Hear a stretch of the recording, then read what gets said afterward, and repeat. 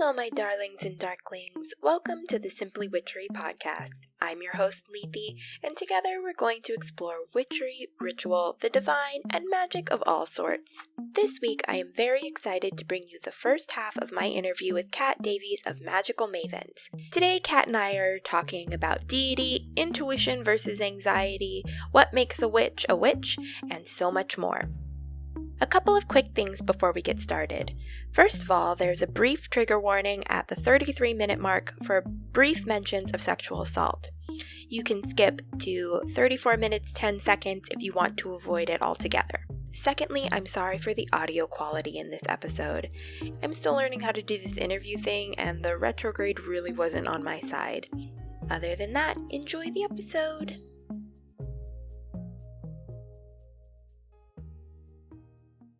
Yeah, so just start by telling me about you and your practice. Yeah. Introduce yourself to the people. Oh, okay. All the people. So my name is Kat Davies. I am the creator of all things Magickal Mavens. I run the Facebook group. I run the blog. All the things. And all the great things. Oh gosh, it's so stressful. I'm right there with you. You're killing it. You're amazing. I look at you now and I'm like, oh damn, I gotta get on her level. Thank you. I'm trying. You're doing amazing. But it started off as a blog just for me, for my practice, just kind of speaking into the void that is the internet. And it has kind of turned into mostly a Facebook group, an online collective of just witchy people to hang out. And we drop information resources. I'm trying to get my own interview series up and running to highlight all those amazing people. We focus a lot more on the Denver area just because that's kind of where I'm based and where I have the ability to connect with people. But I'm hoping one day in the future, it will be much broader and connect, much farther along. But my own practice is kind of weird. I'm in this really weird spot at the moment. So I've never been one to do a lot of spell work. I love candle magic. I love sigil craft, that kind of stuff. But those are all very quick, simple practices. So I don't tend to do big rituals. I like to keep things simple because otherwise I get in my own head and I worry about, do I have all the things that I'm supposed to have? Whereas I know that if I just show up, light a candle, draw a sigil, burn a few slips of paper, it keeps me in the moment. So it's kind of a weird spot. I have a lot of people ask me to do spells and I'm like, I don't do that. You're asking me for something that I don't even do for myself. In a similar place, obviously. I mean, my page's name is Simply Witchery, and I was like, so, and people ask me too, and I'm like, I'll do simple stuff for you. Sometimes simple is all you need, and I feel like people get stuck in that whole aesthetic of the whole process, and that process can be so beautiful, especially if you are participating in it and it's a group thing. But to do all of that just for myself, I don't got that kind of time. I want a nap. So I do work with Athena and Hades a little bit, and Hermes, which is weird for me. I grew up kind of rejecting all ideas of deity and their place in my life, but I did grow up in a home that's, I wouldn't say super religious, but my parents were raised Baptist in the South, and so religion down there is a thing, and a huge thing. And when we moved to Colorado, they didn't go back to church, basically. They actually didn't enjoy a lot of the church experience that they had growing up, and they didn't want my sisters and I to experience that kind of intensity. So I'm very lucky in that sense that they believed in God, or they believe in a higher power. And I do remember my mother being very upset when I told her I didn't believe in God as a teenager. But I realized that I just didn't have the language to explain what I felt that meant. I just didn't connect with the Christian God. And I think that we didn't have any education, or the internet was still a weird place when we were teenagers. So explaining that to them now, like how I practice or what I connect with, makes more sense for us all. And they don't see it as an evil thing, or they just understand that I connect with the weird world a little bit differently. And I think it still confuses them sometimes, but my mom is all about it. I am slowly like, get into the weird with me. She's always been into the paranormal. So like growing up, I can't remember a time when we didn't have hauntings, no matter where we lived. I actually, as a kid, thought it was normal to have like ghost people in your house. Quickly learned that was not a normal experience. But she loved it. She would go ghost hunting. Like, we had Ghost Hunters, those TV shows, on like repeat in the background. We had a Ouija board at one point, which I think she used to mess with us more than anything. But my sister and her friends had an interesting experience with it. So it ended up at the bottom of our closet for quite a while. But I don't know. I guess we've always been surrounded by weird stuff. So me transitioning into owning that space or participating in that space made a lot more sense. And now I'm kind of like, well, you've always been into it, so come with me. Oh, that's so great. I know. I love it. We're actually going to Salem in October, which I know. It's expensive. It's so expensive. I can imagine. She has been wanting to go for I don't even know how long. And I think she's in this weird spot in her journey. And she has been letting herself explore herself and the world a little bit more. And I'm very much you should just do it kind of person. For everybody else, not for me, but for everybody else, you should just do it. Yeah. So she texted. They're different only for us. Yeah, no, all my water and earth issues, I don't like change. Don't like breaking routine. Like, I can't relate, honestly, but I understand. Well, I had my chart read recently, and I've only had my chart professionally read twice. And I dabble in astrology, which is dangerous because people ask me things and I'm like, please stop. I don't know what I'm actually talking about. But I have always identified as not an Aquarius, and I am one, apparently. And I've come to find that the only real way that I actually connect with Aquarius is that I'm really into conspiracy theories. I'm really into like the greater whole, as like, I want to save the world. And into all the weird metaphysical like thinking spaces. Don't come across as an Aquarius at all. I'm a Virgo moon and Taurus rising. And I have like I have a lot of Capricorn in my chart, and like no fire, lots of water, and only like other than like Aquarius, I think I have one thing in Gemini. I like to do my thing, and I like to not talk about my feelings until they overwhelm me. Yeah. My goodness. I've got a lot of, but I feel like that's part of the journey of witchcraft, and like, your spiritual path is like learning about yourself. And I'm sure you've noticed this, the like quick fix habits or like trends that show up in witchy space. And I saw somebody, I think it was Astria. Oh gosh, what's her handle? I think I'm like 90% sure you follow her too. She's a blogger on Pathos. I freaking interviewed her. Jeez. What? We'll link it. Yeah, I'll find it. I'm just terrible at remembering handles. She had a whole post about witchcraft. So instead of doing the like deeper spiritual work of why you are casting what you're casting,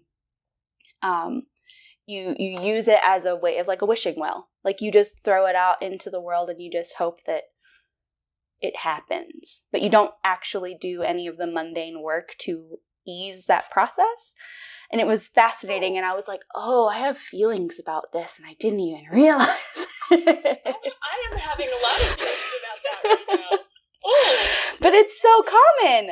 Like that whole perspective of just like letting or expecting things to be given to you because you asked for it is, I don't know how to put it into words.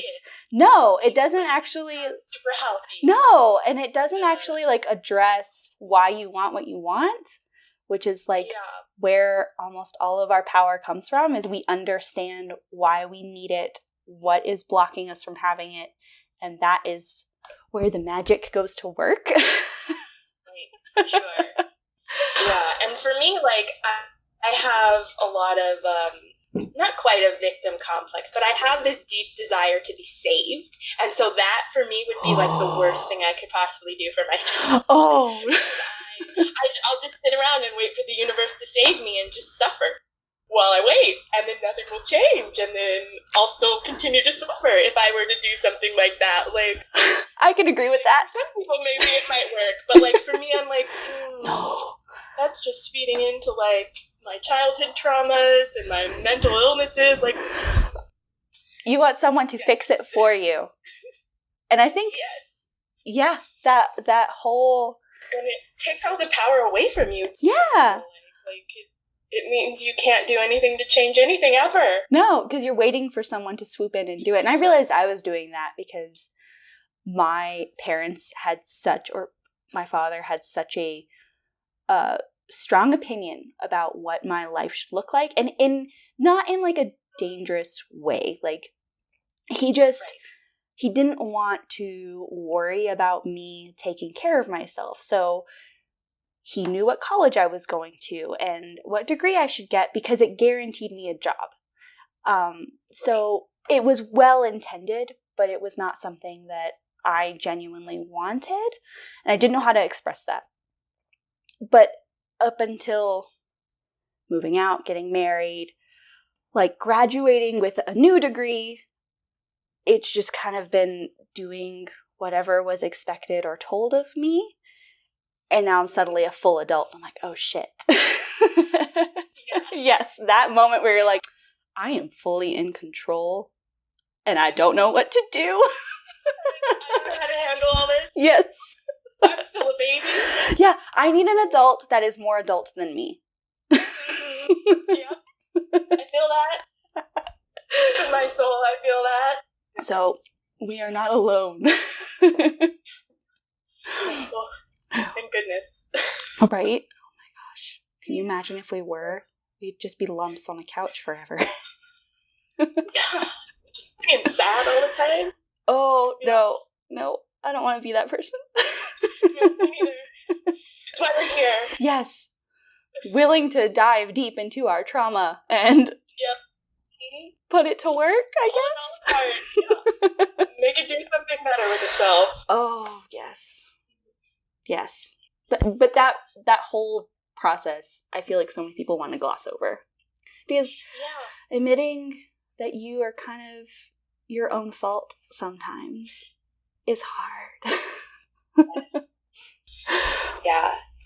Unwinding trauma is like one of the hardest things you can possibly do. And so I'm like, of course people try to avoid it. It's painful. It sucks. Yeah. Like, it's not fun.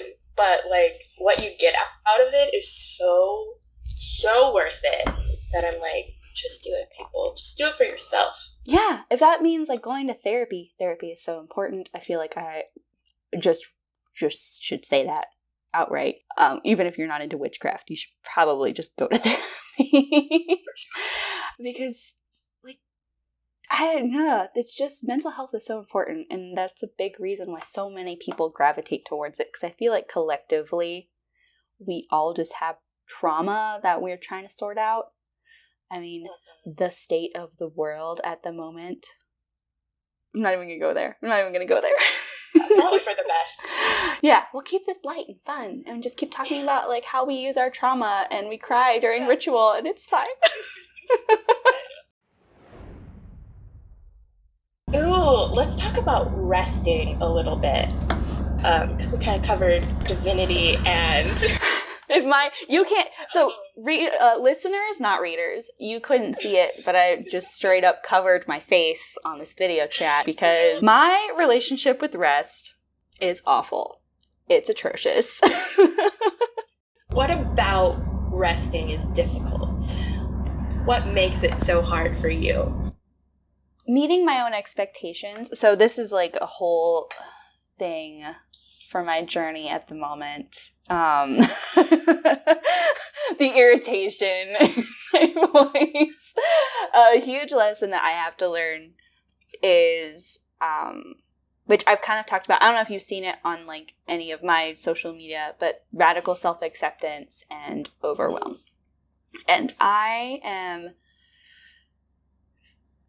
very much earth sign. I want to accomplish things even if I don't have any fucking clue as to what it is I'm trying to accomplish. And I have really absurd expectations of myself regarding where I should be in my life at a certain age, and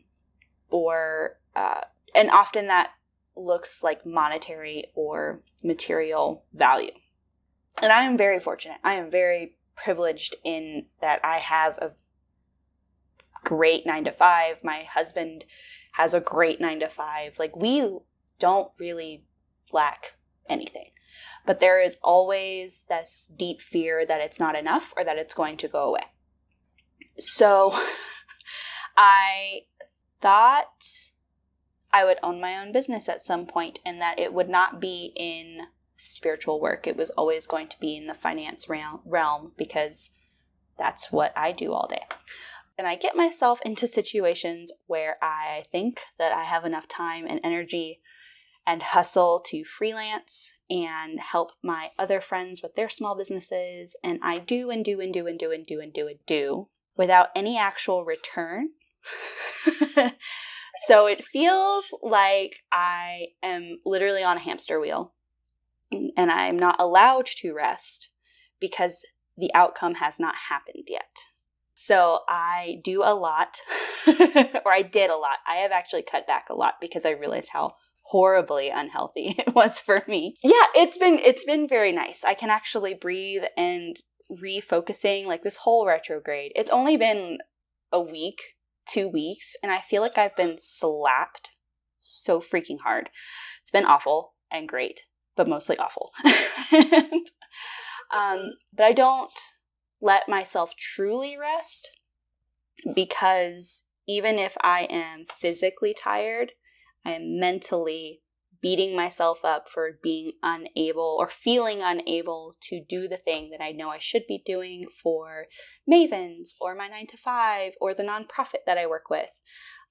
Or just like with my relationship with my husband or taking my dogs out for a walk. So I have the ability to find a way to beat myself up, even if I logically know that it is perfectly okay that I not do anything one night a week and just be a human. So unlearning that behavior has been fun. But yeah, rest is very difficult for me, which is shocking because of how much earth I have in my frickin' chart. You'd think that I'd be all about the nap. But for me, I use rest or my need to rest as a way to either avoid something because I'm overwhelmed by it. So if I'm tired, it's an excuse because in reality, I'm not that tired, but I should be doing this thing, but I don't want to do this thing, so I'm tired. Or I'm genuinely fucking exhausted, but I shouldn't be. So I should be doing X. I feel like I can never find... I'm always... It feels like a rock in a hard place. For sure. And I can't just find the equilibrium of like just chill ever. Right. So a lot of my work has been on that lately. Yeah, that is like something that I think everyone struggles with, especially in our society. Like, you're never allowed to rest in capitalism. Oh no. Hustle culture is like the most toxic thing ever. It is so exhausting and so pointless. Like no.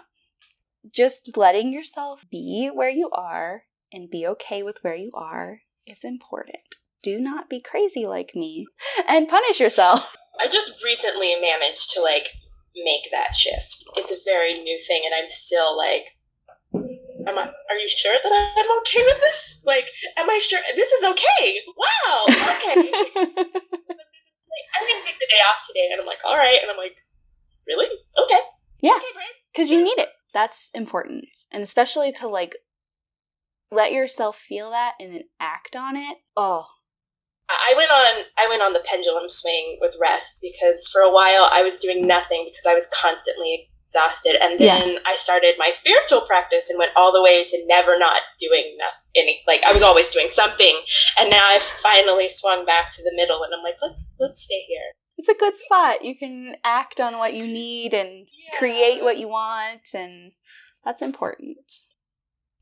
Let's talk about like magic in like your everyday. So like how is your magic reflected in your like daily life? Oh, I have to think about this. I am super into the idea of mundane work is just as powerful as magical ritual work. I feel like you cannot do either without the other. Because everything's connected, everything matters. That whole rejecting witchcraft as a concept thing. But I feel like for me, because my practice is so simple and so it requires me to listen and hear myself quite a lot, which can be difficult when I'm having horrible anxiety. But that whole intuition piece, I feel like that's where like everyday magic kind of happens, is where you just feel it in your gut that you need to go and do something, or you need to go and talk to someone, or you need to try this thing. I use it a lot at work because I work in a place that is not, I can't like be a full-time witch at work. Even though I am one, it has to be kind of sneaky. I work in higher ed, so there's etiquette, dress code, expectations, you know. It's still kind of like weird because it's education, but I'm not faculty. So my interaction with the space is a little bit different. But I definitely bust out some oils every now and then. I've got my citrus bloom oil from the Mavens shop. I just keep one at my desk, and like sometimes you go in and it smells like freaking orange got crushed in that space because I'm just like rubbing it all over my arms, and I'm like, I need a boost. But for a lot of it, it is that unseen piece of knowing when someone is not being truthful, or just trusting those gut instincts that you have in situations. I feel like that's where the majority of my time is spent, is at work. I have to use more like low-key magic or awareness, and not let it overwhelm me, which happens more often than I'd like, because, you know, life gets in the way sometimes. But I don't know, I carry crystals with me sometimes.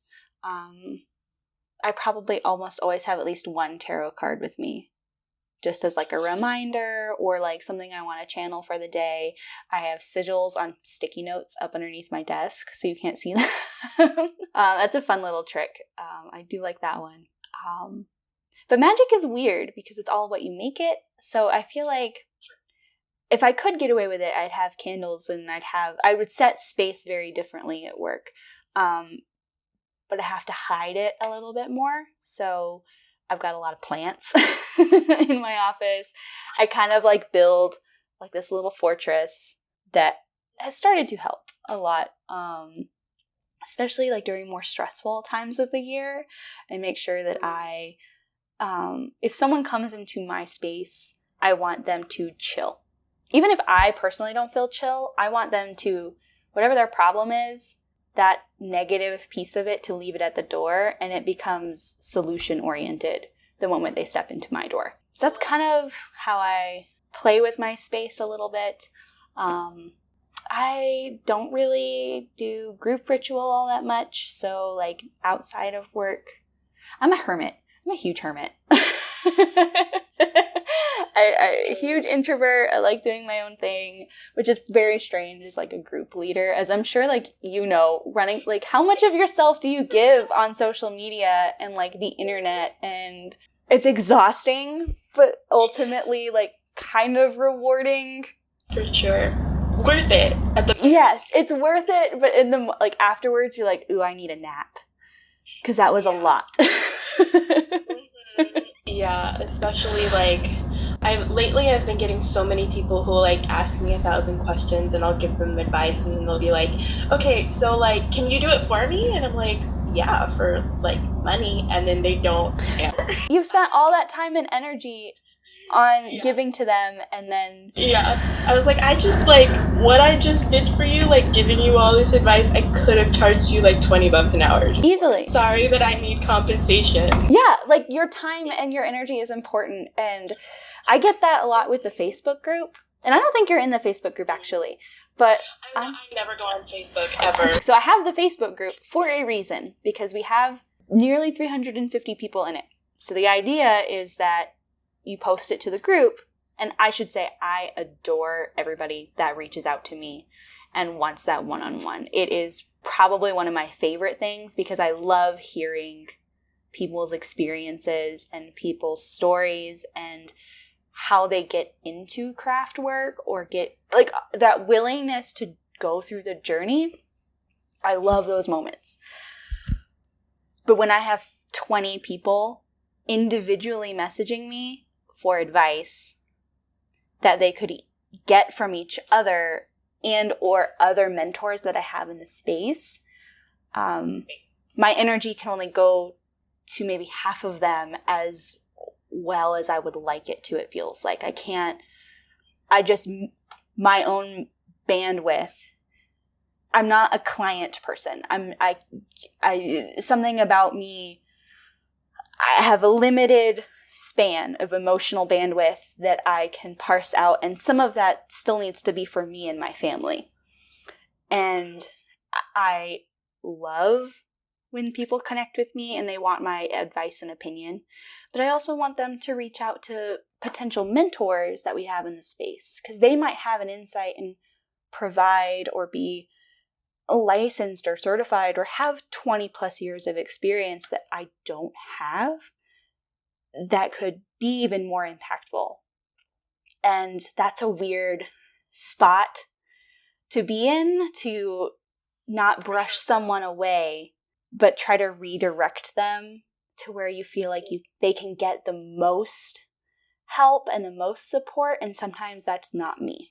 And that feels awful to say, but no, it's not. Like, it's just wanting like them to get the best help and the best information. Yeah. Like, the best thing you can do for someone is to be like, I'm not that person. Yeah. I'm not Google, and I'm like, just Google it, and like you'd get 50 resources right there, 2 seconds to tell you like whatever you want to know. Like, read critically is like the biggest thing I tell baby witches. It's just like, Google it first before you ask anybody else. Yes.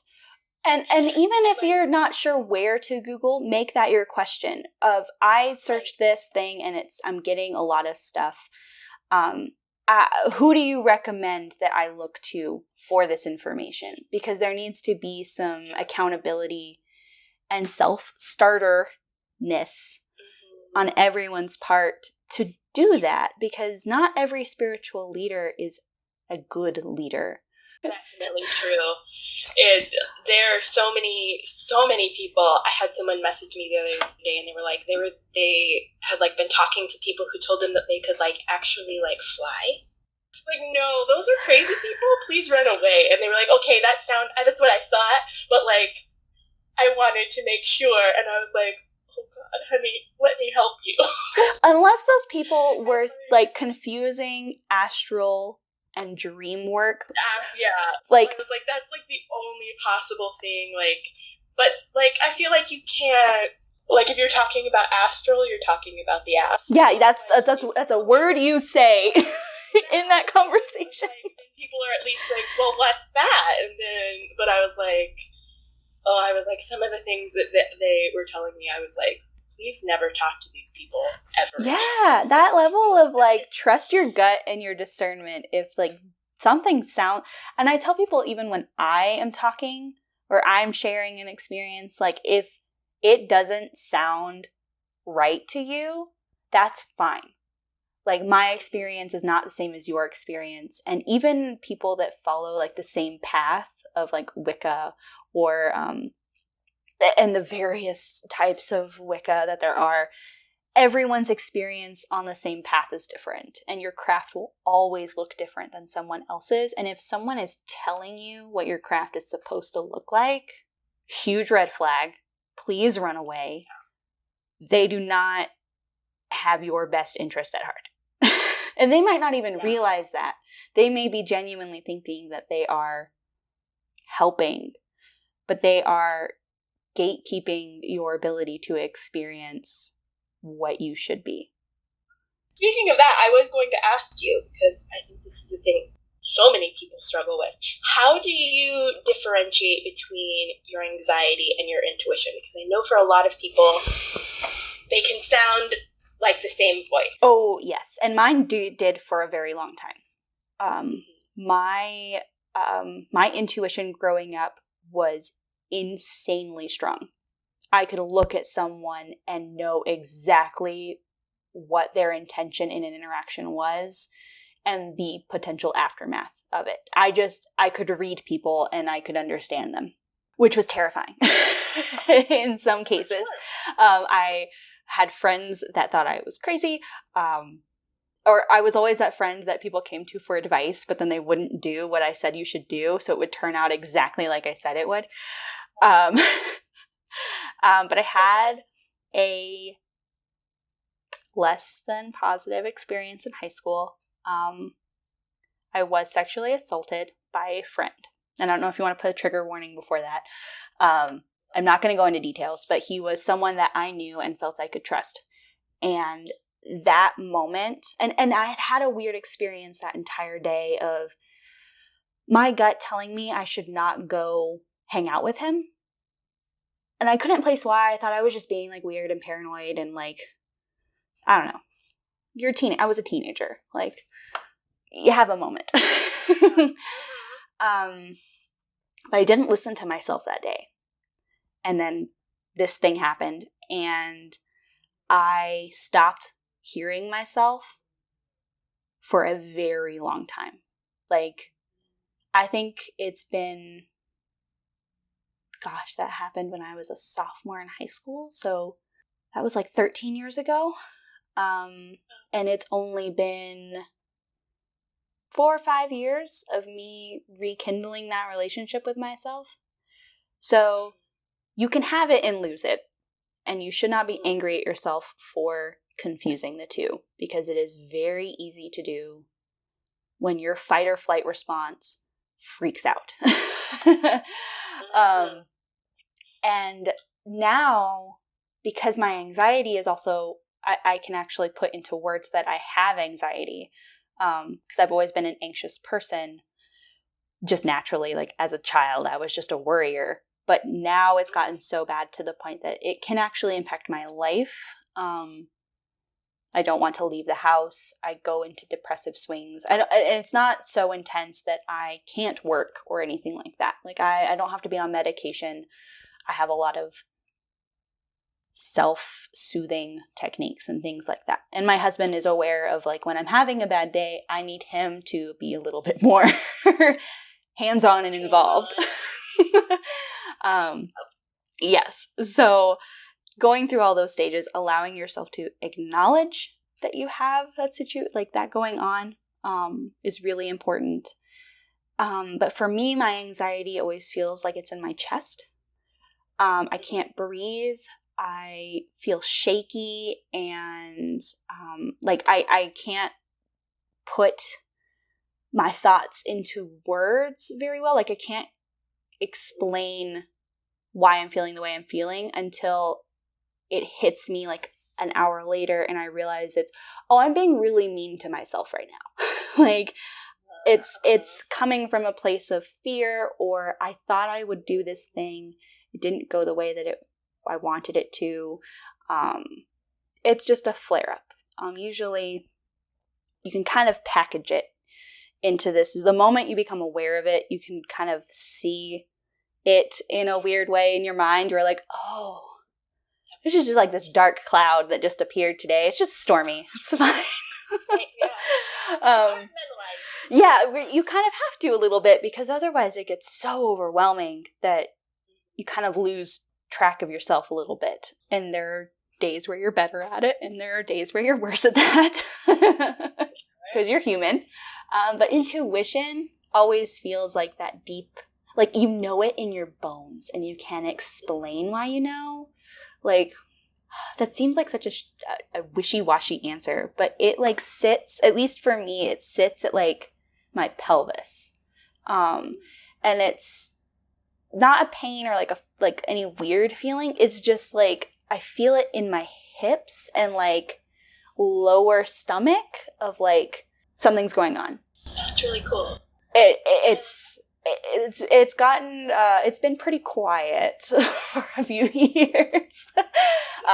But the more I intentionally listen to those moments, the louder it gets. I feel like I'm retraining her. I always call her, because it's like two parts of yourself definitely trying to speak over each other. Yes. But like reinforcing listening to that when you do feel it just fosters it, I feel like. Makes it stronger. Yeah, because it feels heard, so it's going to speak up more because you're going to act on it, and that whole kind of internal dialogue thing. Anxiety is a crazy person that likes to yell at me and tell me I'm bad at everything. Yeah, for me, intuition is like right behind, usually my left side. Really? My dominant hand. It's like a whisper, like right behind my ear. And then anxiety is also in my chest more for me. So like it's really interesting. The ear thing. That's fascinating. Almost like it always feels like a whisper. I like that. Like you just hear that moment of like, ooh, do the thing. Yeah. And I'm like, oh, I love it.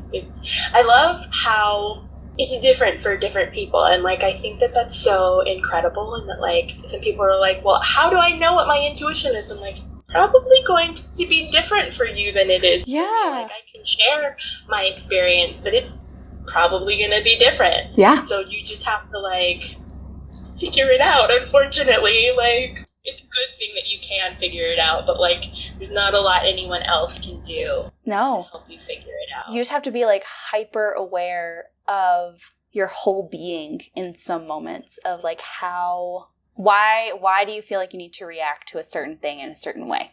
If you're walking down the street, granted this is a bit different for people that are, I feel like people of color, people identifying as women, us walking down the street might be a little bit different. But I feel like 90% of the time, when something feels unsafe, or something draws you into a shop, or something draws you to avoid a person, or it's like those moments. And it may be because we have to process so much nowadays between our phones and just our worlds in general are so overwhelming.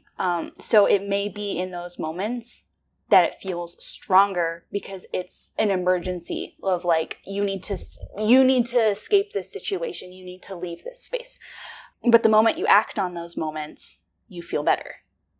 And that, I feel like, that can help that connection a little bit of, where did you tingle a little bit to make you go, shouldn't do that. Yeah.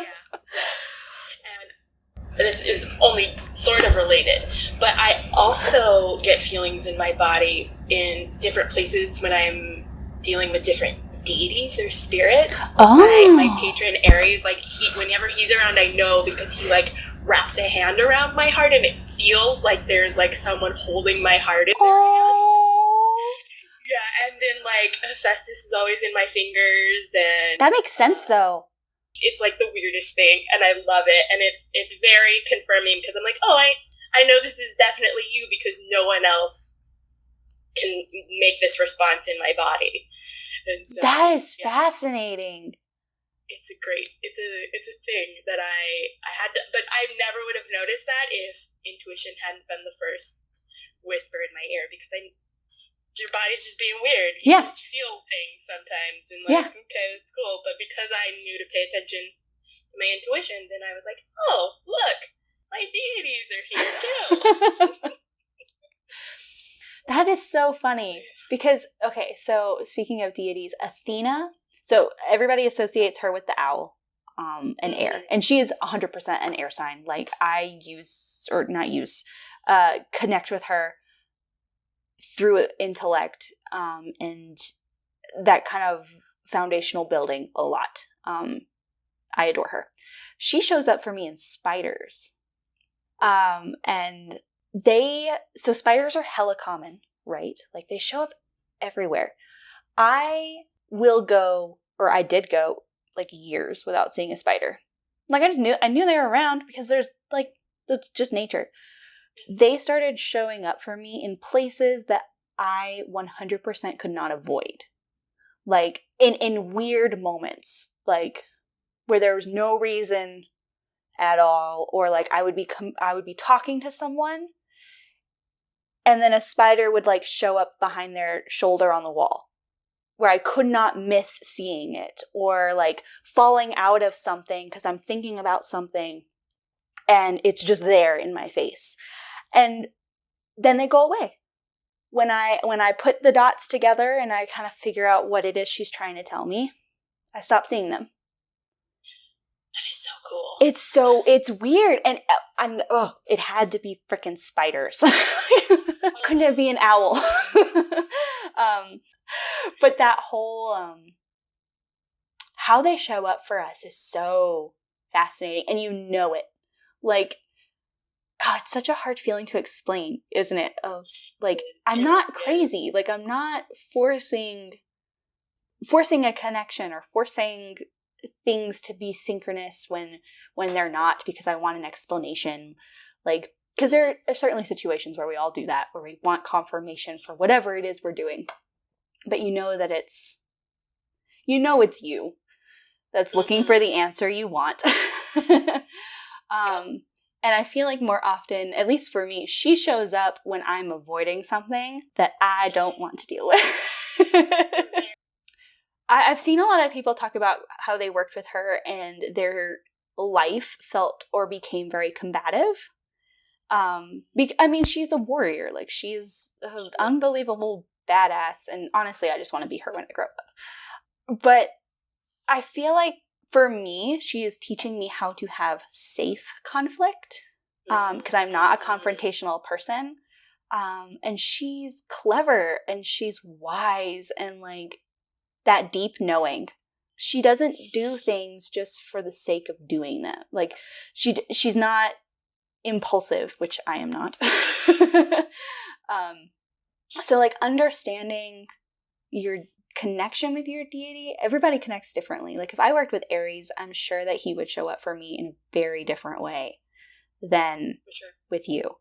And that is the coolest freaking thing.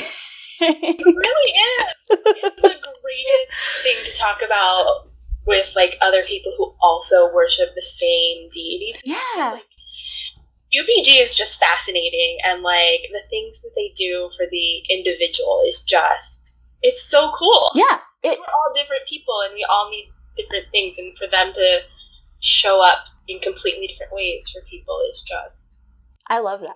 And I'm still always one of those people that's shocked that I do work with a deity. Because I was like, yeah, no, I'm not doing that. Like, I don't need anyone's permission to do anything. You're not going to tell me what to do. I don't need anything from you. And then she started showing up a whole lot. And I was like, what's happening? Go away. Yeah. The opposite. I'm surprised that I'm pagan. It's funny that I just kind of sort of like wandered down a hill and got here, because like I grew up very Christian. My parents, there was never a time we didn't go to church. And then for me to be like, here as a pagan now, I'm like, deity makes sense. Like, I don't want to discount my experiences with Christianity, and so I'm like, so something's got to exist. Probably everything is where I am at this point. Yeah, I just am like, if you believe it, cool, man. Mm-hmm. Yeah, definitely in the omnist camp. I think everything is true. Yeah, I mean, honestly, it makes life more fun. It does. Even if being eclectic has been like, so, because I worship 3 different pantheons. Oh my gosh! Experience with each pantheon is completely different, and it's like just my experience like between deities are completely different. And then like to go from pantheon, I'm like, yeah, this is. Oh my gosh! I can't imagine adding another. Like, I don't even work with the full pantheon. Like, I did a count the other day, and I have at least introduced myself to, I think it was 53 deities. I actually actively worked to some degree with like 20 of them, and I'm regular with like 5. Okay, you can't see my face right now, but I'm looking in awe. Yeah, it's a lot. And I don't know how I got here. Like, I got from there's only one God and everyone else is dumb for thinking that there are other deities, and now here I am with 53. But they all, I guess, that makes sense though, because they all have different aspects. I mean, they're whole beings and whole people. People feels like the wrong word to use for them, but they're multifaceted in their own ways. But you clearly felt called to connect with them for varying reasons. So then you kind of narrowed you're just funneling down to find what it was and who it was you needed in that moment. Yeah. For sure. And like, Aries is the only constant. Like the ones I work with, like it changes month to month, day to day. Like Aries is my only constant. So there is potential for me to be closely working with all of them at some point in my life. Yeah. It just depends on what I'm working on, what I'm going through, and what kind of support you need. Yeah. Yeah. To have that many people who I'm like, if I needed you, you'd come around because you like me, and I appreciate that. Yeah. I love that.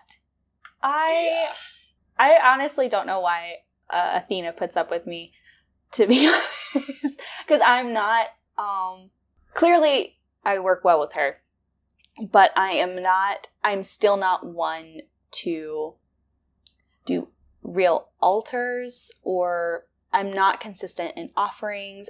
I think she's the only one that I will consistently, like, she is on my vanity. And I offer her a perfume. It's the same perfume I wear every day. But that's about it.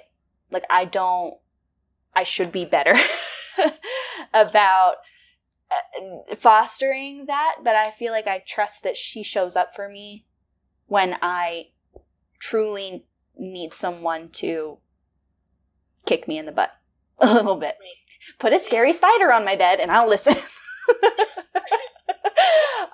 But I try not to ask of her it's very not like a mother-daughter relationship, or it feels like very like older sister, younger sister, and I am the older sister to my siblings, so it's very strange to be on the receiving end of advice or messages, even unwanted. But it's so I love that whole process of like figuring out who and how you work with bits of your craft, and like you're not required to. Like there's no expectation that you work with a deity at all. Like witchcraft has its roots in like plant medicine and just experiencing weird stuff and just being like, there's probably some fae or some strange creature that I can't see doing that thing. But there's no requirement. I feel like that's the biggest thing, is like people always feel like when they get into witchcraft that they want to know what they're supposed to do. And it's like, whatever you want. Like there are some like roundabout rules of like, don't be a jerk. Don't culturally appropriate. Be respectful. That's pretty much it. Yeah, I love, yeah. People ask me all the time, like, where should I start? And I'm like, where do you want to start? Yeah. Do what you're interested in. Yeah. Like, and I think that idea that there's something you have to do is very in the Christian roots of our culture, because there's always something. And there are no rules here. No. You can do what you want when you want to. It's great. You never stop being a witch. Yeah, even when you like deviate, like I don't feel like I've been particularly connected because life has gotten in the way, and I am trying not to drown from expectations of real life. My magic is still doing whatever it was set out to do. I don't need to do anything. It is okay. It doesn't make you... I struggle with this feeling like I am not worthy of being a witch because I don't do a lot of the things or the aesthetic that a lot of witches do. Yeah. It's perfectly okay. Yeah. I feel like that needs to be said. Yeah, I think this is something I tell baby witches a lot. I'm like, do you want to call yourself a witch? Congratulations, you're a witch. Yeah. It's happened. Like, they're like, when can I call myself a witch? How do I know if I'm a witch? Do you want to be a witch? Then you are. Yeah. It's like, the only requirement. So free. It is. And there's something like... So I was talking about this in my last YouTube video about witches, manifestation, and magic. What is a witch? And the biggest thing for me is it is any individual that claims power to advocate for themselves, however that makes sense for you. Whether or not you use magic or whether or not you dabble in witchcraft, like the moment you choose to like make space for yourself and for your community, done. Yep. I totally agree. Good. Yay, I'm not alone. Because I like just the history of that word. And I know so many people have like such strong reactions to it, but it is inherently like almost a political choice to name yourself a witch. And so you have to own that part of it. Of like, witches were made to be victims. Like we didn't get a choice in that space. So now that we can't be burned at the stake, can't be hung. At least not right now. Oh gosh, don't even go there. There's work to be done. And whether that be individually, to a point where you feel safe to expand that, if you ever feel safe to expand that, like you are still practicing. You're still a witch. You're still owning power and doing something with it. Ugh. Want to go back and like get an English major and only ever research the word witch. And all its variants. Yeah. The great thing about being a witch for me is that like you've always got something to study, and I for a long time like missed school because there wasn't any. Me too. Like, great. Now I don't have to pay anyone to let me do homework. not wrong. But now it's almost like overwhelming because there's no structure. So like you just fall into the black hole of potentially incorrect information that you don't know is incorrect. And if you adopt it, it's even harder later on when something like combats that, like, that moment of like, oh shit, I've been wrong. Or this person should not have been talking about this thing. Oh, wow. Like, there's some danger in, but I mean, I guess that's normal education. Never mind. Yeah, and it's just learning how to, like, be okay with being wrong. Yes. Like, it's fine. It doesn't make you a bad person just because you were wrong or you had misinformation. Like, and that is a call-out culture online. I'm like, it's not helpful. You're not teaching anyone anything. Like, you're making them more afraid to admit that they're wrong later on. Yeah, more defensive, and like it just triggers the ego response, and yes, it does. Protecting yourself, like I'm just like, just be nice to each other, and just like actually try to teach someone who doesn't know. Yeah, like the moment it works, and if it doesn't, move on with your life. It's not that deep. Like, they're not your problem. Yeah, the moment their stuff starts to impact you, that's when we have a problem.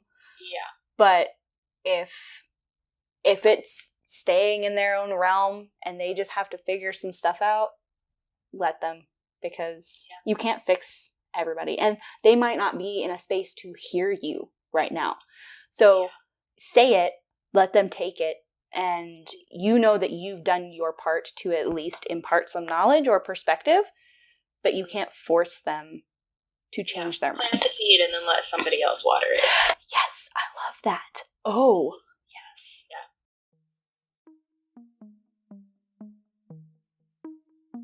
That's it for this week's episode. Thank you so much for listening. Please subscribe wherever you get your podcasts, and ratings and reviews would be greatly appreciated. You can find links to everything Magickal Mavens and to a couple of things we mentioned in the show notes. Show Magickal Mavens some love. If you have any questions, feel free to email me at simplywitchery@gmail.com. The music in this episode is Where Was I by Lee Rosevere. All my love to each and every one of you, and I'll see you next time. Bye!